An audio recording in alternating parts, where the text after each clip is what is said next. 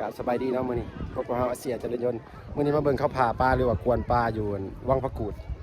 แต่เฮามาซ้ายแล้วมื้อนี้เขาสิเริ่มขึ้นมาแล้วเดี๋ยวไปเบิ่งกันว่าพอได้ปลาใหญ่กันแน่เนาะไปเบิ่งกันมาเบิ่งปลาผู้ใหญ่นี่ลงที่เช้าผู้ใหญ่เบิ่งนี่เด้อปลาเจ้าโอ้ปลาปากใหญ่อย่างนี้นี่ฮะด่างเท่าไรแหเขาลงนี่ฮะด่างเท่าไรเขาลงแหนี่เขาขายปีไหนเขาขายปีเอาบ่ปลายังบ่ใหญ่เนี่ยปลายังเนี่ยปลากระเตบปลากระตกกระเตบปลากระเตบหลายลีเนาะโอ้เจ้าก็ได้หลายเนาะเจ้าแหบ่นี่มองบ่พ่อใหญ่เรามองลงไหนนี่ฮะเรามองลงกันยังไงตามมาได้เดี๋ยวมึงไป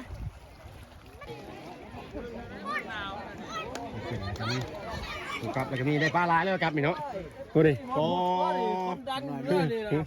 นี่ปลาฮะไม่ใช่ปลาบ่นี่ฮะดูนี่ฮะปอดูเต็มกระติกเลยบ่นี่ปอพี่กระติกเนี่ยปอจะค้นลงเลยเนี่ยสิไปค้นบ่อ๋อตุ๊กปลาข้าวที่เนี่ยพี่กระติกเนี่ยปลาปากบ่เนี่ยปลาปากบักแง่งเลยเนาะคุณน่ะพุ่มเลยเนาะดังเลยดังเลยนี่คนหมานนี่เมื่อนานมันไม่คนละ30คนละคนละเนาะโหคนหลายเติบได้คนหลังเมื่อกับมีอะไรอันนี้เข้ามาซ้ายเนี่ยเขาหากระหูข่าววังซ้ายนี่ครับก็เลยออกมาเลยเป็นแต่เสียงเลยเนาะมาจะก่อนนะป้าแสดงว่าป้าลายอยู่นี่คนเขายังบ่ทันได้ขึ้นก็ยังบักลายเนี่ยมันบอกฮะจะน้อยพี่เล็กกะลี่หมายกำลังใจอยู่ป่ะเนี่ยแสดงป้าดูอ๋อป้ายังไงน่ะปลาข้าวลายลีเนาะเขาขึ้นกับปลาข้าวว้านี่กับปลาข้าวอยู่บ่นี่ยอดเลยแล้วปลาข้าวเขาขึ้นกับหา6 โตเมื่อกี้นี่มานาลีเนาะต้องมีหันน้อยผมได้นี่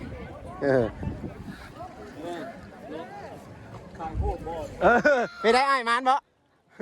มานอยู่บ่อ๋อจีนางบ่เนี่ยพี่ลึกนี่เจ้าคือมานได้เนี่ยอ๋อพี่ลึกนี่เนี่ยเต็มชงเลยคุณเต็มแยงเลยพี่ลึกนี่อ๋อปลาข้าวลายลีเนาะผู้ใดก็ได้ผู้ใดก็ได้แต่ปลาข้าวพี่ลึกนี่เนี่ยกินปลานี่บ่ พี่ลึกนี่จีนางมันมาตึกสะดุ้งไงเดี๋ยวนะตึกสะดุ้งที่ปลาข้าวนะน้องเพิ่นบ่น้องอันนี้ผิดอันทั้งแม่เพิ่นเมืองทองทั้งพ่อเพิ่นเมืองทองเมื่อกี้บ่เมืองทองไปกินดิบ่อ๋อพี่ลึกนี่ปลาข้าวมันเป็นยังไงเฮ้ยมันเป็นยังไงไข่มันบ่เรื่อยๆเนี่ยพุงมันเนาะพุงมันพูดอ่ะอ๋อปลาข้าวพี่ลึกนี่ถือเจ๊เดี๋ยวมันหลุดมือนะอันนี้บริเวณถ่ายคอนเทนต์ได้รีได้เนี่ยปลาทีมงานส่วนรีได้หุ่นปลาปากกันตัวละโล2 โลพี่ลึกนี่เนี่ยเป็นกระสอบเอาแนวดับรีพวกเขา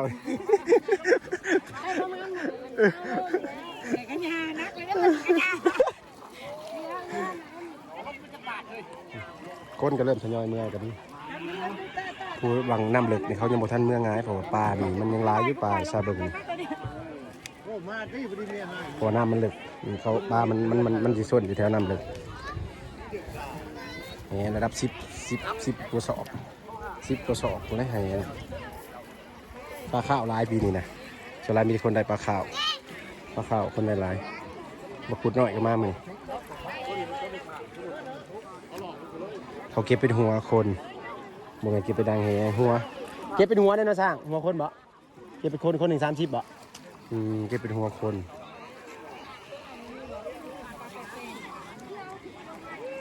เก็บเป็นหัวคนเดี๋ยวหัวคน1 ละ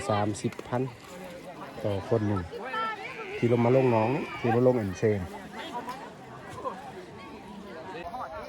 ที่นั่งขึ้นเมาเป็นกระสอบเลยนะมันบอกว่าจะปั้นพูดอะไรมาถ่ายคลิปนี้สิกัน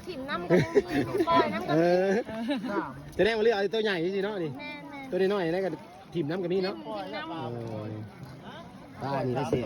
ปลาอย่างก่อนนี่ปลากระเตบบ้านนี่แหละปีแสบเลยปลานี่เขาใช่เลยปลากระเตบกระเติบนี่เด้บ่เลยเด้แล้วตัวได้บ่เอากูสิกับลุงกัน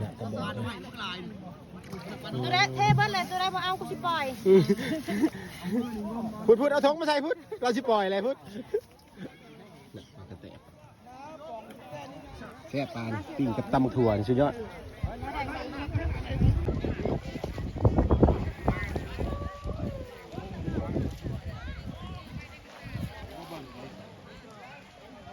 เดินไปใหญ่เนาะเฮ็ด